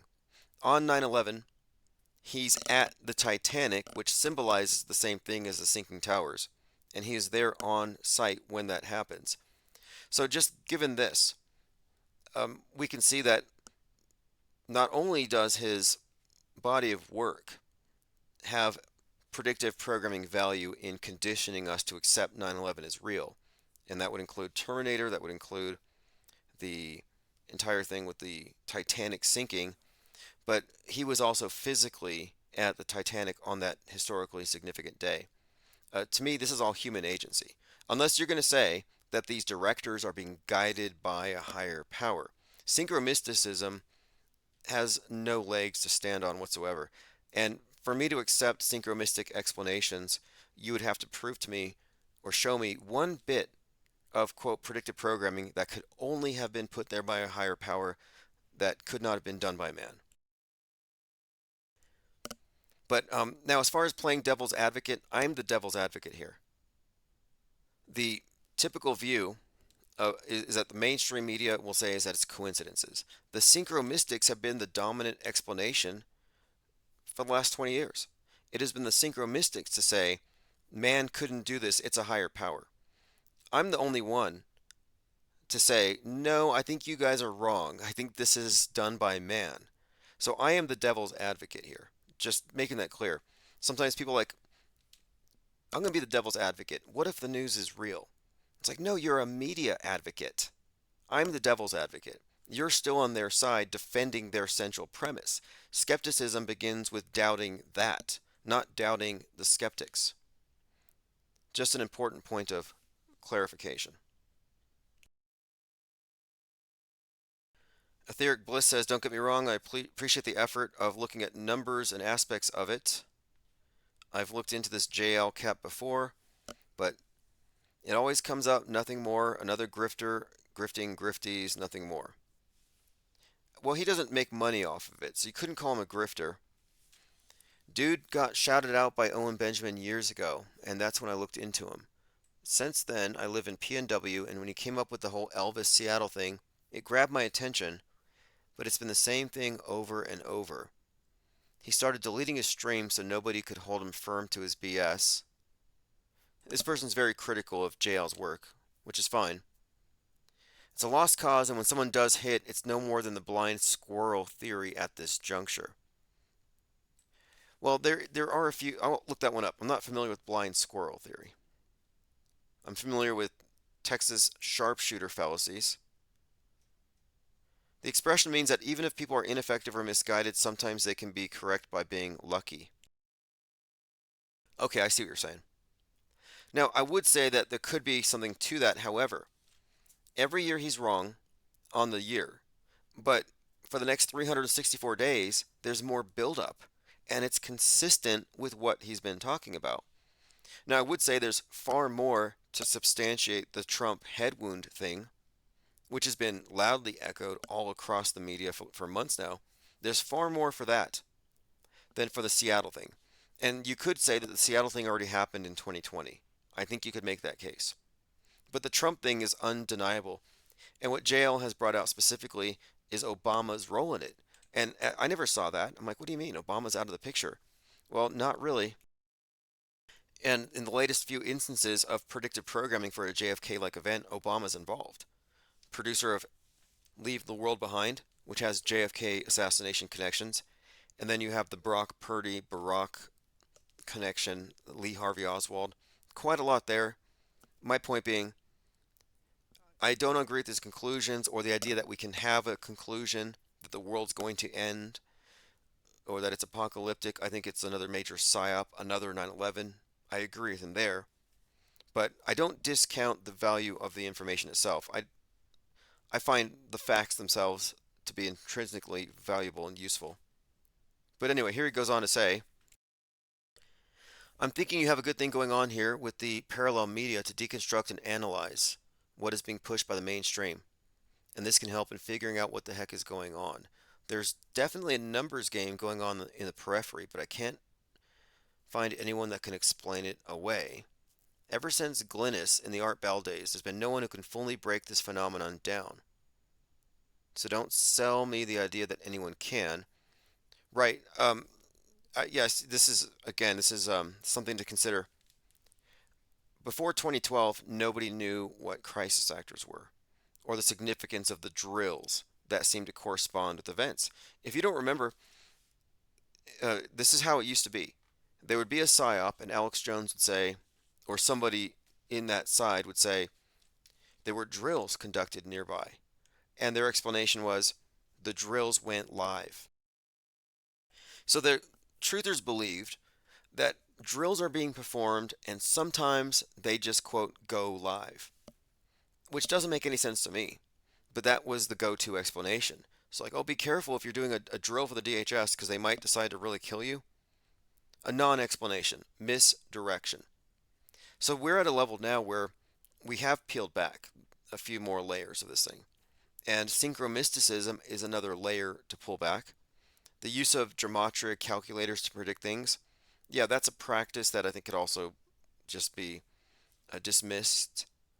Anything that's submitted without any evidence can be dismissed without providing evidence, and they have not predicted anything. But the patterns, the script, the little bits of narrative that they're injecting into the zeitgeist, these things are all, I think, worth pointing out. And I came across the 6/11 date from a different direction, but because there is an overlap.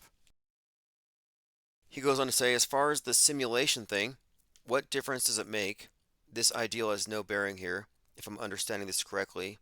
It doesn't change the fact that IRL things are being manipulated or used to advance some agenda or to wrangle people and their minds. The why has yet to be revealed.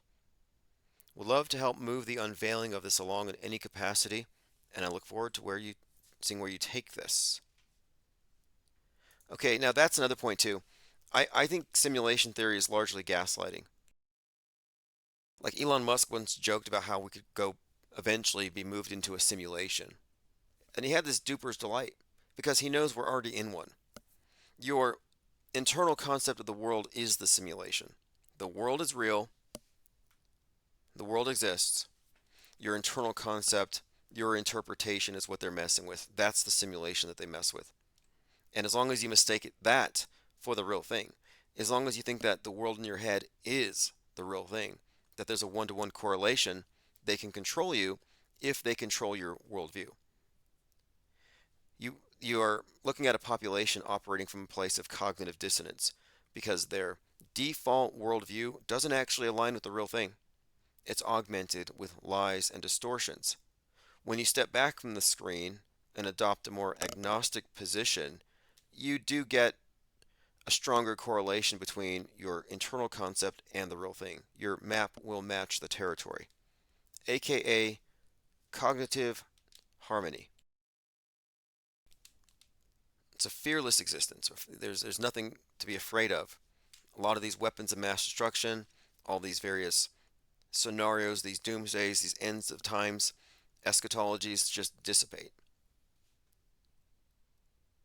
In fact, believing in these things, in my opinion, is the weapon of the elite to suppress people. Truthers gather up a bunch of information that they believe is meant to wake people up, and it's like, no, that is the terrorism. You're self-infecting with mind viruses meant to destroy you. But I want to answer this person's comment here. We are involved in an active and open investigation into how this thing works. We do not start with conclusions. And that's why I don't begin with the assumption it's going to end. Stuart McKenzie left a comment here saying, I think JFK is still alive, Tim, but now he's Jimmy Carter. The Zapruder footage was staged. I'm sure you're aware of the splices. Look at the second splice behind the road sign directly in front of the camera. That's where the switch happens. JFK is replaced with a mannequin, an explosive charge in the head to imitate the head wound. Yeah, I've heard of this. And it looks like Jackie is shooting him, and others have said, no, this is Jackie pulling the wire to detonate the squib in the head of the dummy. If you'd like biometric proof, he says, there's a video on a channel from 6 years ago titled JFK is Jimmy Carter, and there's more proof on the pinned comment of that vid. They didn't even bother to swap the wives out. Also, Abraham Zapruder was a 33rd degree Mason. Along with bully member Dick Gregory, these two were the first to disseminate the footage to the masses. Okay, did not know that. That's why we have the comments open, because there's always good information that we overlook, and that is a key point there. And the name Abraham, Abraham Zapruder, we're talking about Stanley Kubrick, because I would say that Kubrick shot Kennedy, not Oswald. And the Zapruder film is a Kubrick production. But the name Abraham Zapruder stands out to me. It's really interesting here. I'll probably do some digging into it. I happen to believe that Abraham in the Bible is a personification of Saturn. Kind of a side note, but it may relate here. If you haven't seen Star City, or is it Asteroid City? Asteroid City, it's all about Kubrick. The main character is based on Kubrick, and I didn't know that when I first watched it. But now looking back, I have to watch it again. Just got a message from Messianic Charlatan. Parkland is set to be demolished. 6 years after the tragedy, Parkland School will be demolished. Anyone know the name of the hospital where JFK was taken after he was shot, where he was pronounced dead 17 minutes after he was shot? Yep, Parkland Hospital. Parkland High School will be demolished on Thursday. Hiding the evidence. Bearing the, like they did with every other, like was it Sandy? Same thing. All right, well, we'll see. It wasn't just the Parkland High School shooting, I think, that came out of that place, but also the Birds Are Fake acting troupe needs to be looked at. A bunch of Parkland High School students started the conspiracy theory that birds are fake, which is a fake conspiracy theory. But the mainstream media pays attention to the fake conspiracy theory because they want to help mock the idea that calling something on the news fake is something that should just be mocked and obviously not taken seriously. But I'm like, that's kind of notable here that they're doing their own damage control from within. And their main weapon is ridicule. Ridicule the people that call it fake. And make them look inhumane. I mean, look what they've done with Alex Jones. In fact, I believe he's doing his last show. So they're kind of taking out InfoWars at the same time Parkland's going down. Etheric Bliss says, that wasn't me in the Discord chat. You have an imposter in your midst. I've been semi-vocal in a few channels, and I wonder if I've attracted the wrong attention, FYI. I'm the original Etheric Bliss. Anyone else that uses that moniker are unoriginal and fake. Okay, so Etheric Bliss 23 is the real Etheric Bliss. Alright, I think I got through all of the comments. Swiss Chalet 1658 said, we waited so long for nothing. Yep, that's true. A lot of us were waiting for Seattle to get the nuke, waiting for an EMP, blackouts, waiting for a major plot twist, the next 9/11, and nothing happened. Celestial Wonder says, well, well, well, seems like a big nothing burger again. I'd like to know how people in Seattle would feel if they were listening to this. Just like regular people in Seattle, like driving around, listening to the radio, if they heard this conversation, where we're looking at comments from people disappointed that Seattle didn't get nuked yesterday. Like, imagine walking into that conversation. Personally, I'm glad that nukes are fake. And I was looking forward to the fake nuking of Seattle. Okay, I'm running through your comments on the live stream. Phones are open for the next 10 minutes or so. It is 563-999-3664. Covered a lot of ground, but we're still not through with everything. Skyfish says, I've thought about doing a video or a small report on the esoteric symbology that riddles the surf and skate industry. Yeah, please do. I was actually went to a roller rink here in town where they filmed Stranger Things. And um, I actually have a photo, maybe not on me, but anyway, I went inside to photograph the Demogorgon. They have the Demogorgons in the movie, which are these reptilian-like things, and I think they symbolize Russian nukes, and they come from underwater. So if you've seen Stranger Things, they go into the underworld through this water gate, which has fascinating connections to 1973 and Watergate, but they go through this portal, and in Russia they're developing this thing called the Demogorgon, and there's this big fight between the American wearing a Hulk Hogan shirt fighting the Russian guy, the Russian Demogorgon. But I always thought this Demogorgon was a representative of some kind of submarine-borne nuclear weapon.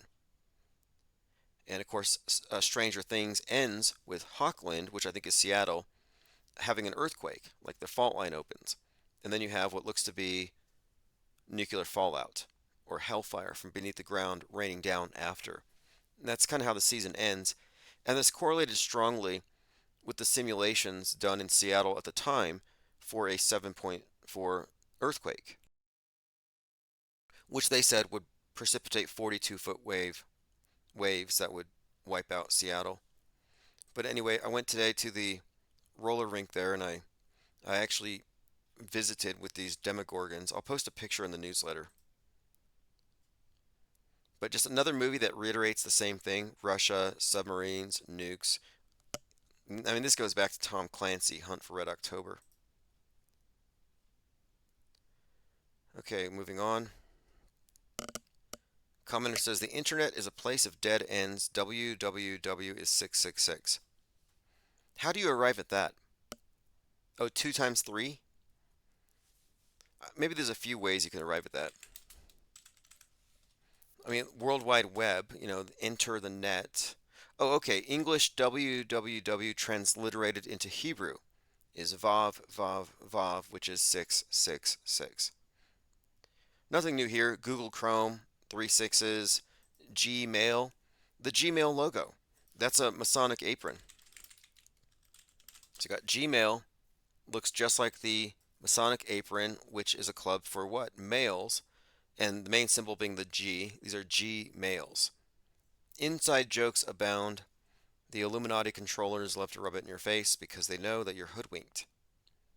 And today's hoodwink is clear. It's a digital hoodwink, but it's transparent. It's your screen. And the way it works is they convince the masses that this ubiquitous screen is a window to the world, and it informs you about the world. The trick of it is, and only the initiated and the IPS would know this, the screen is itself a filter, and it doesn't inform so much as it conforms you to a worldview. Let's see what else is going on here. Look, Stranger Things is worth watching for its predictive programming value, but also the characters relate to school shooters. The main character, Elle, looks just like Audrey Hale. Audrey Hale in hell, according to Jack Posobiec. But again, Audrey Hale, based on, or looks like this character who is part of the Hellfire Club, who goes into hell. And this story of Stranger Things and these characters just perfectly relates to so much of the news at the same time. The Uvalde shooting was the inspiration for Stranger Things, putting this nice little warning at the beginning of season 4. It's like, oh, because of what happened in the news, and they didn't name it directly, you need to be aware that you're going to see a bunch of dead kids in this episode. Then you have one of the other characters, looks like the guy who shot up the 4th of July parade in 2022. Another one looks like the guy who shot up the Buffalo.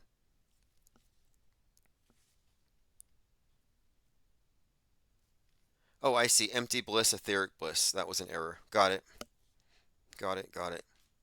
I mean, there are trolls. You can attract attention.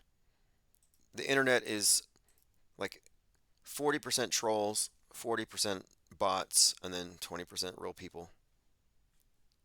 Angst G says, so much cope and doom hope. I think people just want answers. They get impatient and they want the world to end so they can say to their friends, I told you so. They want that vindication. You look, if you're a conspiracy theorist and you're frustrated that you can't convince anybody, like you don't need the brainwashed to validate what you know. And you should at least take comfort in knowing that there is a conspiracy. There is. So that's the good news. You're right. The bad news is the conspiracy is global, ubiquitous, and mankind has already been conquered. That there is no resistance. In fact, if you resist it, you're part of the problem. Resistance is not only futile, but it's counterproductive. I advocate inactivism. Join us in our ivory tower assessment from a off-world stage perspective. We have no interest in entering a losing, rigged game. The only winning move is not to play, as they say in war games. And this is a war game. This is a perpetual war game. It is the perpetual war Orwell mentioned. Okay, I'm almost through going through all of the notes here. Mike Flynn threatens a Russian response here on the homeland with Putin's nuclear subs. Blames NATO for being offensive. And if you missed this, I mentioned this the other day. A solar storm knocked 40, why not 42? 40 of Elon Musk's CubeSats into the atmosphere where they burned up. And we've been looking for the broken arrow. So a broken arrow is a missing nuke. It's just a military code. And there have been 32 broken arrow incidents since the 1950s. And there has been a broken arrow located in Washington, of all places. Inert nuclear missile found in man's garage. And in this article, the police weirdly referenced Elton John's song Rocket Man. So this big script, the zeitgeist, is entirely reflecting what we thought it would. It's reiterating itself. It's consistently building up a number of narratives concurrently as we follow them. And so I'm not at all disappointed about 6/11. I didn't have any reason to think that it would necessarily have to happen that day with Seattle, but there is ongoing buildup for some kind of domestic violent extremist 9/11 event involving a nuke. Oh, interesting. Got a tweet here. The caller had asked about this. Here's the video for where I'm at the city council, letting them know that the space station is underwater. Let me play this click here. Let me play this video. But here's what Messianic Charlatan said. Doesn't Stu Peters look like a repackaged Hollywood actor the Illuminati decided would be more useful as a political demagogue? Yeah, I happen to agree. I don't know who he looks like, but Stu Peters is 100% an operative. He's a provocateur. He's a bomb thrower. The federal government. And he shared this video. So Stu Peters says this person claims ISS is fake. 350,000 views. Gave $19.5 billion to Hollywood. I think we'd all be pretty upset by this. There is a growing body of evidence that the International Space Station is not in outer space, but it's being filmed in a desalinated pool down here on Earth, and it's being falsely misrepresented. Started with this phenomenon known as 90 bubbles seconds. in space. If you search for it, you'll see many of these so-called spacewalks, which have been falsely misrepresented as live, as has been exposed many times on Facebook when they do their live ISS feeds. Bubbles. Oh, I forgot I had said that. That the spacewalks are falsely presented as live. Because they're not live. That's one of their main tricks. One of the main tricks is making you think it's live when it's prefabricated or pre-recorded. 9/11 was a live demolition with live drills, 88 drills. I mean, you know how easy it would be to keep that a closed movie set with that many people involved? With 1,000 mass casualty actors? But the plane scenes, the jumpers, that stuff was filmed in advance. But Stu Peters shares this video and brings 350,000 hits. But then I look at Stu Peters and his next video is how to tie a noose, how to organize a lynch mob, how to execute Democrats. And he never gets arrested or censored or blocked despite everything that he puts out there. So I feel like Stu Peters is there to contaminate good information. The nice thing is this, he's an activist. He's in the InfoWar. He's part of the resistance, and we're not. So he can't really, or this type of rhetoric, this demagoguery cannot really be associated with auto hoaxing because we don't actually believe in any of this stuff. So there's no way we would ever get active about this stuff either. You know, it's like we're not going to be dragged down with any of these provocateurs. They had some guy a few months ago who kind of looked like me. His name was Justin Moan. I believe they referred Justin Osmone is what we've been calling him. But yeah, not only did he look like me, but he chopped his father's head off and dangled it in front of him on YouTube, and was like, "It's time to go join the Moan militia and kill the feds." And this was just days after I had a caller saying we need a French Revolution. And I said, "Look, they're trying to set me up. They want to make it look like people who are disgruntled about fake news are dangerous." So I had to really emphatically state that we are inactivists, we're peaceniks, and resistance is not only futile, but it's counterproductive, and we're not involved in that. Okay, we'll be continuing this conversation tomorrow, much earlier. I have more archives to send out. I have to complete that. And I'm going to upload a podcast I recorded with Armin Ree, which hasn't been streamed yet.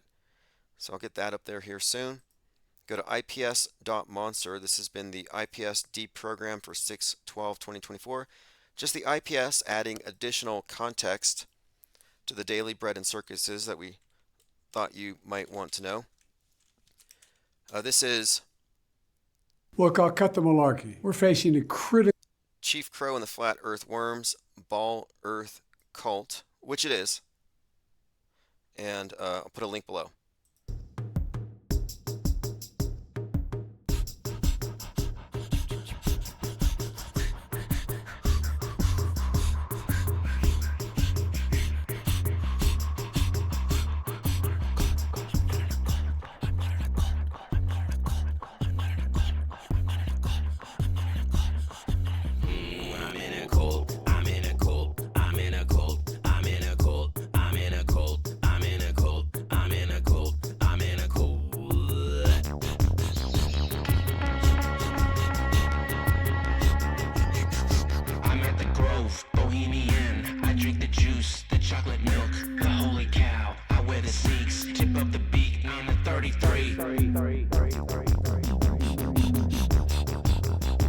Charles Manson, ranch dressing, goat heads with the number 9. It is so divine with the holy grail, shape of the snail, the Fibonacci sound of the conch.